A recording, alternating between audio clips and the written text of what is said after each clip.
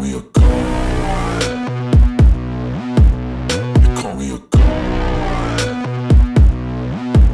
They call me a god. They call me a god. Let's go! I'm about to go off like a weapon. Fuel to the top, gotta fill it up engine. In my thoughts up.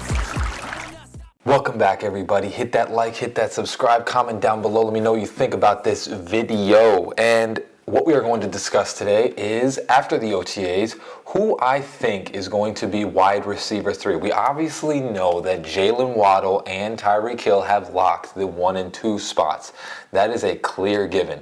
But the number 3 receiver, which on this offense is going to be particularly important, well, I want to tell you and kind of dive into who I believe is going to be that wide receiver 3, that guy that's going to come in behind Jalen Waddle and make the most plays. So we're going to be going over it, and I'm going to put it between the people that we probably know. Like, obviously, I don't think Braylon Sanders or any of those, you know, the other guys, Braylon Sanders, Freddie Swain, Dawood Davis, I don't think they're going to be wide receiver 3, but we'll put it between Braxton Berrios, Robbie Anderson, or Robbie Chosen, Eazy-E, because I think we're all, you know, as Dolphins fans, we kind of are rooting for him because we think he can be something, and Cedric Wilson. You know, we'll see what happens after I make this video, because probably when I upload this, June 1st is going to happen, and we'll see if Cedric is still on the team, but, you know, it is what it is. So, the first one we're going to go over is Eazy-E. So I'm hearing in OTAs, I haven't really heard a whole bunch. And what Eazy-E brings you is more of like a Devontae Parker type of body frame, where he's not going to be, you know, the speedster that runs down the field and allows you to get, you know, big catches. He's the guy that in the end zone, you can throw it up to him and he'll come down with it. Same thing that Devontae Parker would do a lot, where the separation might not be there, but he will go up and get the ball. The thing is with Eazy-E is I honestly believe that this team, after they drafted him, was moving more in a direction of playmakers. And I think Eazy-E's route running right now, he can't get too much separation, which we'll see if he gets better later on in the year. But I think the problem they're having is that he does not get the separation that you need in order to be the receiver 3 on this team, which, you know, the thing is he can go up for big catches. He can make a lot of plays. Obviously, when he gets the ball in his hand, he is pretty good. But I think it's the route running right now that kind of sets him back a little bit. And, you know, I think he's one of those guys that eventually will get it. I think he's going to see the field this year. I think that's what we're all excited about. And I think he is going to see the field. I just think that right now the route running and the concepts are putting him behind a little bit. I think the speed of the offense for someone that is young is hard to grasp. You know, it's one of those things that there's a lot of motions, there's a lot of different things going on, and if you don't get set or you move too high up at the line, you know, all these different things, you are going to cause a penalty. And that's the problem that they see with him, you know, when it comes to putting him on the field. But I think the potential that he has for this year, if he gets it right in minicamp and OTAs and, you know, in training camp, I think he can have a possible spot at the wide receiver 3. I think he has plenty of upside. I think out of all the guys that we're going to name right now, I think the upside for Eazy-E is probably the highest out of all of them. The next one is going to be Robbie Anderson.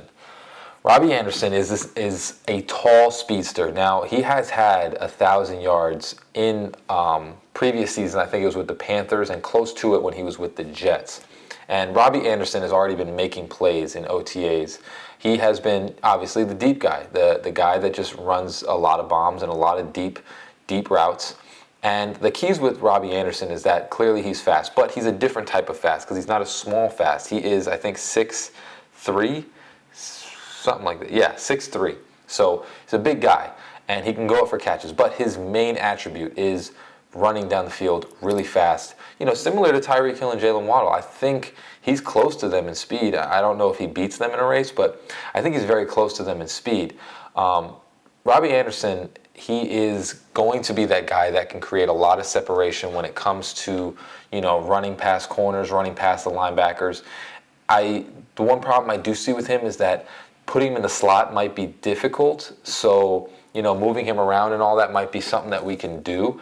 I think he is going to be a decent outside guy, X or Y. And he would allow Tyreek Hill and Jalen Waddle to get to the slot, move around, and he would create that separation that you would need. Now, the thing is obviously you want to use Tyreek Hill and Jalen Waddle on some of those things. So I think he could come in on a lot of packages. I think right now in OTAs he is balling. He's doing a lot of different things. Of course, we can't really speculate too much just because right now there's no Xavier Howard or Jalen Ramsey. So you're kind of not really facing, you're facing Cater, you're facing, other players, but you're not really facing the stars. So I'm not 100% right now with Robbie, just based upon the fact that, you're doing great against, lower tier competition. So I would like to see what he does against Jalen Ramsey and Xavier Howard and see if he does the same type of plays against that style of defense. Braxton Berrios is going to be, I would even say, the modern age Wes Welker. Now we have to remember that Wes Welker is the wide receivers coach on this team. So it's pretty typical that he gets somebody like Braxton Berrios and even River Craycraft. They're very similar to him, so he can teach them a lot of different things. So with Braxton Berrios, you're getting that slot guy. You're getting that guy that is very shifty, but he's going to be that prototypical Wes Welker style of receiver where he is going to be able to run those underneath routes and make something out of nothing, similar to what Wes Welker did when he was on the Patriots. You just have that guy that just slips underneath coverages and really just kind of gets lost sometimes with all the other things going on the offense, that he will probably be the guy that will mix it up on the offense. Braxton, he is going to be that route running type of guy, which all of our guys can run routes, but I think he's going to be one of the better ones with, Jalen Waddle and Tyreek Hill. He'll be our third best route runner on this team, and he's going to be that underneath dude that is going to run a lot of slants, run a lot of, ins and outs and, trick plays and things like that. He has a lot of talent and a lot of ability. He can be similar to Wes Welker. Honestly, if you really compare the two, I think Braxton Berrios is faster than Wes Welker. Obviously, Wes Welker's route running was, second to no one. So it's going to be one of those things that I would like to see if Wes Welker can really just, obviously him being on the Jets, you don't really have too many coaches or players or anything like that you can take after because it was just a dumpster fire for so long. So being on this team with Wes Welker, who literally he emulates, it's going to be interesting what he turns into coming into this season, where you have a guy that can now teach you how to be your best self, because he has done the exact same thing. You guys are the same size, same skin color, same everything. Obviously Berrios is Spanish, and or I think he's Spanish. Now, obviously the last one's going to be Cedric Wilson. Cedric Wilson is a tricky player because honestly, I think a lot of people are trying to get rid of him at this point. And in reality, Cedric Wilson has the talent to be probably the cream of the crop out of all of these guys. I think he can compete with all of them to be that receiver because he has a lot of potential. He's very good at run after the catch. He's very good at accumulating yak. When he was on Dallas, he was really good at catching the ball. I mean, even if you watch the Bills game, some of the catches that over the defender behind his back, bringing that one in, he's got the potential to be a good receiver on this team.